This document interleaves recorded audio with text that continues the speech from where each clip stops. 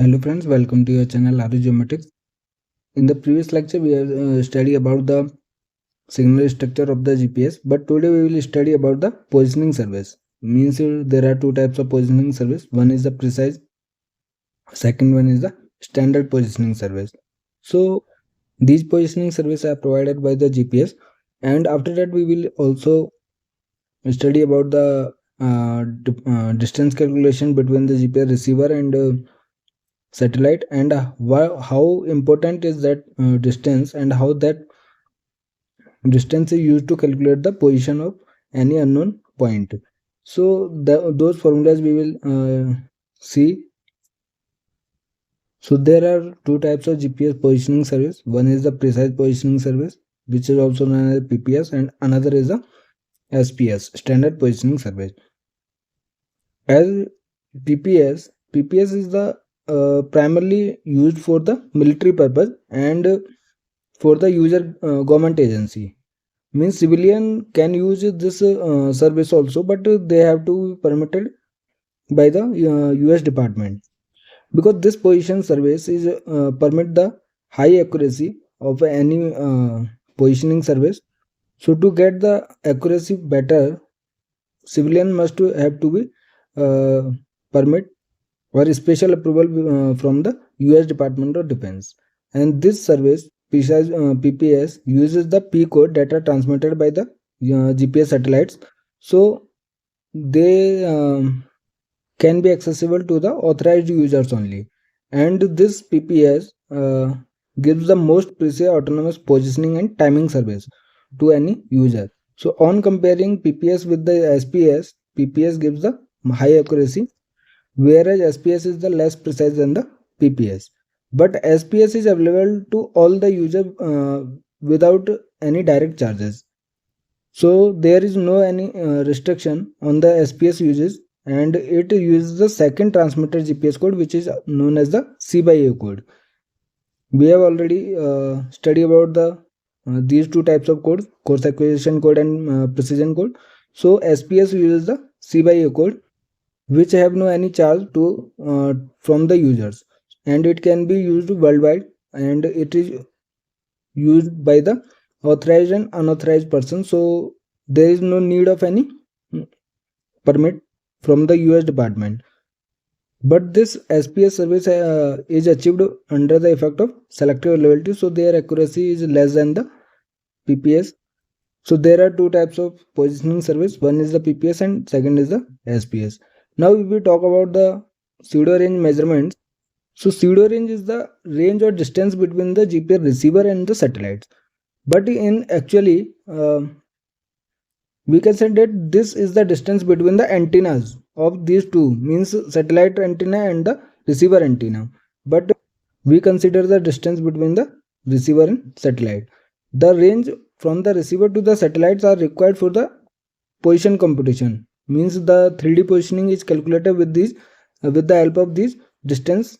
Uh, we will see the formula in after some time. So these distances are used to calculate our position, and this distance is known as the pseudo range, and it can be calculated by the P code or either by the C by A code. So we have already know that the distance is calculated with the help of the velocity of signal into the is multiplied by the time difference between the signal transmitted and the received.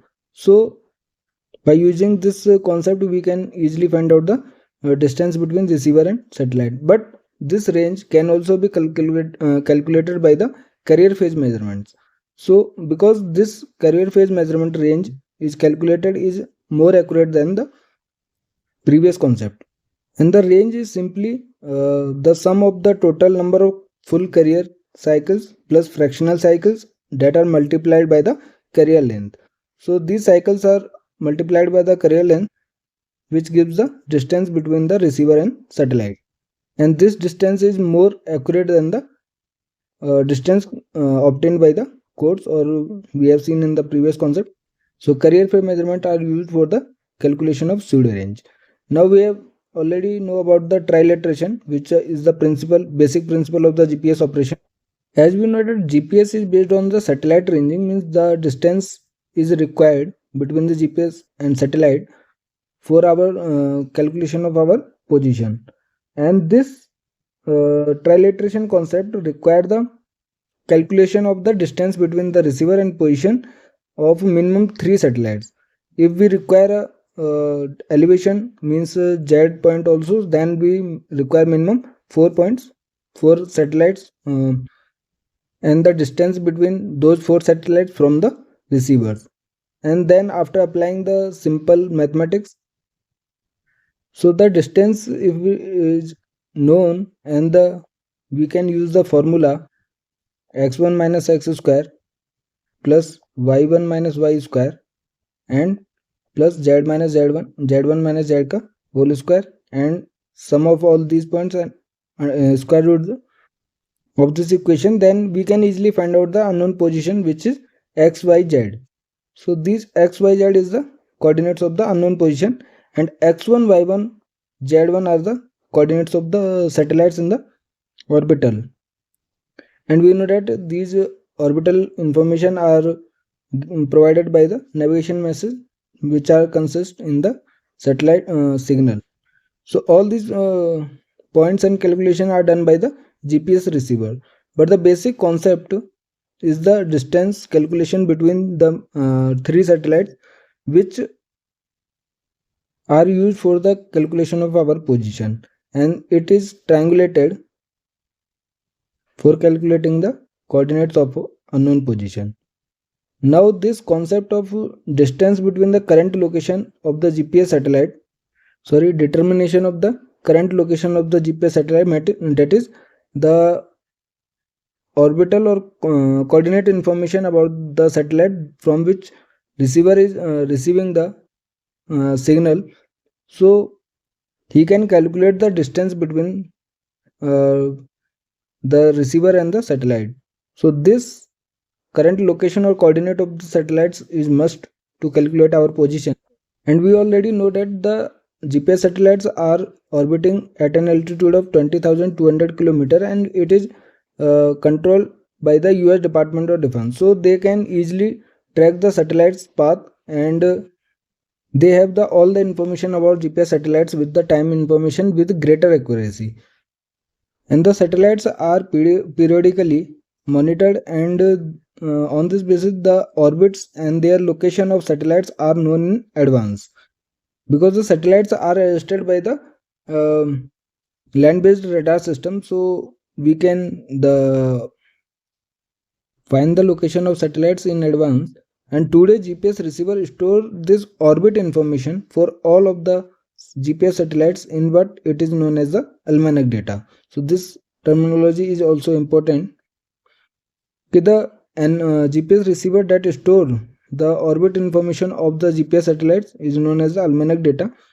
So this data is stored by the GPS receiver, because every GPS satellite continuously broadcasts the almanac, means their orbital information in the form of signal. So this GPS receiver, if receive the signal and decode it, then then GPS receiver automatically collect this information and store it for the future reference. And we know that the satellites are orbiting around the Earth, so they may have the variation in their orbital information. So these orbital information are continuously monitored by the US Department of Defense, and this deviation is known as the ephemeris error. And this deviation may be due to such atmospheric phenomena such as gravity, but this deviation information are corrected, and they transmit the radio signal to the all the GPS receivers, so they can achieve the high accuracy. And this error or deviation is known as the ephemeris error. So by using the ephemeris error data and the almanac data, the GPS satellite may have their position information very accurately. So this was all about the GPS satellite coordinate information, that is the x1, y1, z1. If one satellite has the coordinate information, then minimum 3 satellites or 4 satellites are required if we want to know the 3D position. So all these x2, y2, z2, x3, y3, z3, these orbital information must have to be known for our position calculation. Now the computing distance between the user's position and GPS satellite, that is GPS receiver and the GPS satellite. We already know that this distance is calculated by using the amount of time taken by the signal from the GPS satellite to the receiver, that is the traveling time of the signal. And radio waves that are transmitted from the satellites travel with the speed of light. So this distance uses the formula velocity into time. This time we have to measure, and velocity is already known because they travel with the speed of light, that is 3 into 10 to the power 8 meter per second. So if we get that time information, then we can easily find out the distance between the user's position, that is receiver, and the satellites. And this traveling time is the difference between the exact time at which the signal transmitted and the exact time when it was received by the receiver. So to know these two times, the satellites and receivers clock must be very accurate, and they should be synchronized with each other so they can generate the same code at exactly the same time. So this is the basic concept to calculate the distance between the user position and the GPS satellite. And we already know that this distance is must be required for our position calculation. Now, why we require 4 satellites to determine our 3D position, and what the formulas are used by the GPS receiver to calculate our position. There are only 3 measurements to triangulate a 3D position, so we can achieve it by 3 satellites, but GPS need minimum 4 satellites to provide a 3D position. So why it is required, we will see. Before that, we already know that the almanac data contains the approximate position information of the satellites, and this data is constantly being transmitted from each satellite, and GPS receiver receive it and store for the future reference in their memory, which is known as the almanac data. Now we talk about the requirement of the 4 satellites. If we use 3 satellites or 3 measurement to locate a point or to know the position of any point, then we are assuming that the GPS receivers and satellite clocks are precisely synchronized with each other, but and they are providing the highly accurate distance calculation between these satellites and the receiver. But unfortunately, it is impossible to synchronize these two clocks because GPS receiver clocks are not so accurate, but satellite clocks are very precise and expensive because they use the atomic clocks in the satellites. And we know that GPS signal data transmitted from the satellites travel with very high speed, as at the speed of the light. So if there is any variation or any small fraction of variation in the two clocks, then the determined position will be inaccurate or considerably distorted.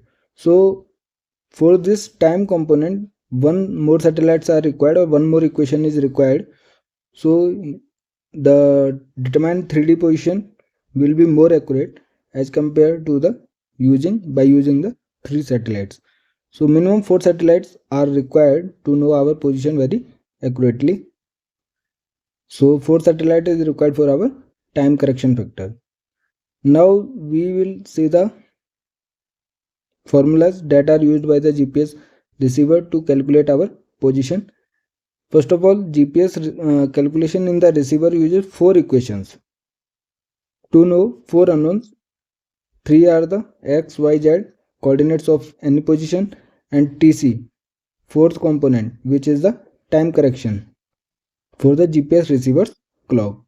Now to calculate these 4 unknowns, we require minimum 4 equations, and for those 4 equations we require minimum 4 satellites.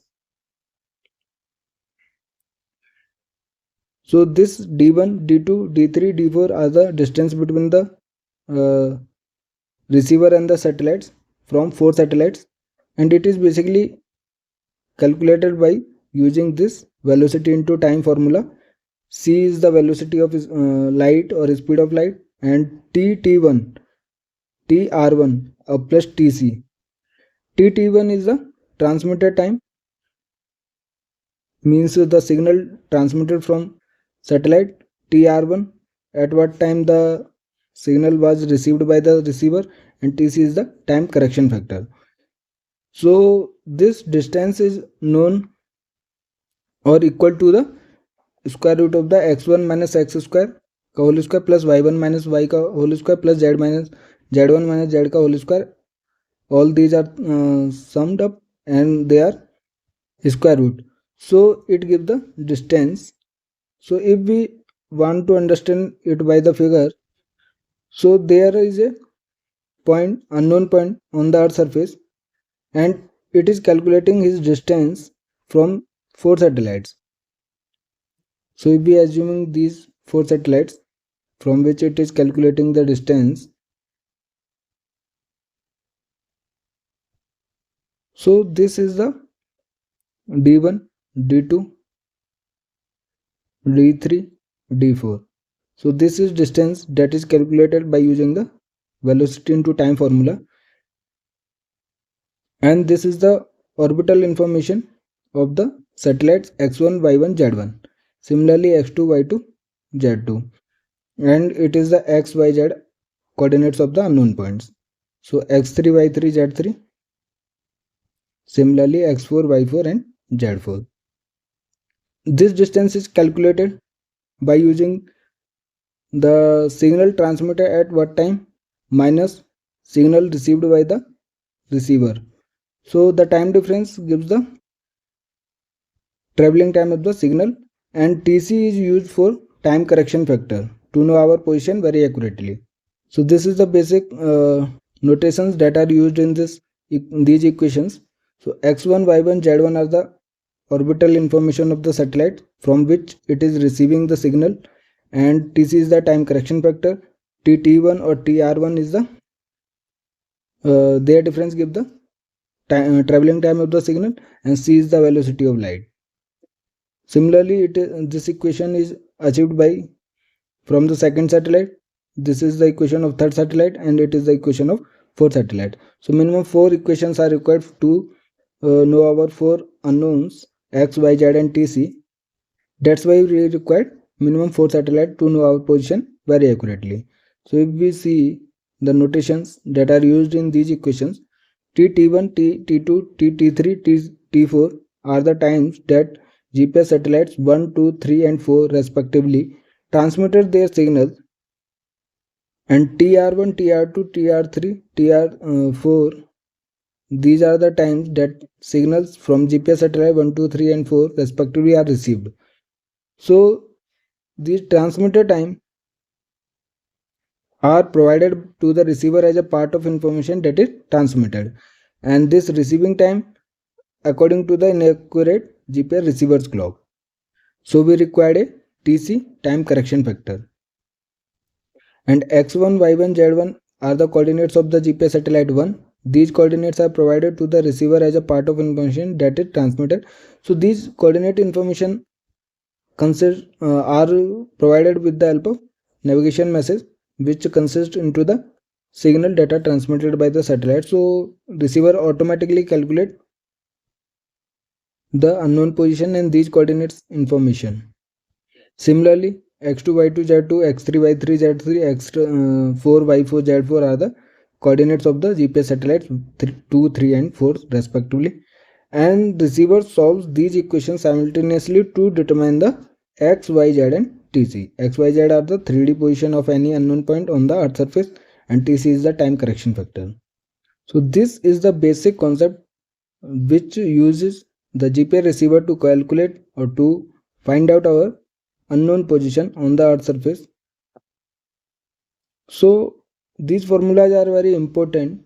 You have to understand for exam purpose, and these formulas are used by the receiver to know our position very accurately.